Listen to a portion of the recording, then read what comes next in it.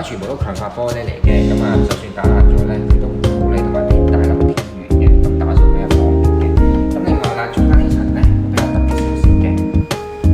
咁大家聽唔聽到而家有個咪呢咁嘅聲咧？其實咧係個多瓦冷嘅就係咧，假設你長時間開咗度門嘅時候咧，佢就會着水就打爛㗎啦。咁你可以熄咗啲瓦啦嘅。OK。好，咁跟住呢個層板咧，其實咧就可以抽出嚟，然之後咧將佢冚低變翻做正塊嘅層板嘅。咁如果大家有啲高身平啊，呢啲位啲放晒入去，放喺嗰啲度嘅時候咧，你可以收翻呢個層板放喺個位置得。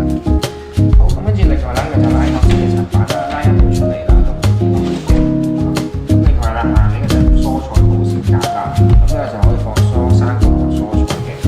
咁呢個就係一個推拉桿嚟嘅。咁如果你話你主要放生果嘅話咧，就推左手邊啦；主要放蔬菜嘅話，就推右手邊。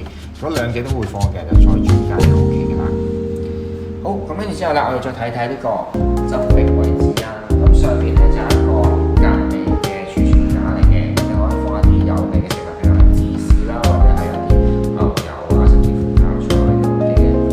咁另外咧就係一啲咁嘅層架，層架呢啲都可以騰出嚟咧做清潔嘅，每一個都可以騰出嚟做嘅清潔。咁另外咧亦都有3個大架咧係放翻個架，你可以放啲一間一打大嘅。好，跟住之後另外我哋再睇睇個 freezer。咁個 freezer 就會有3個櫃桶啦。咁上面咧就最扁身嘅，咁啊下面呢個咧就最大個嘅。咁啊全部都有手抽位，同埋全部都係攞出嚟嘅。咁大家會見到裏面嘅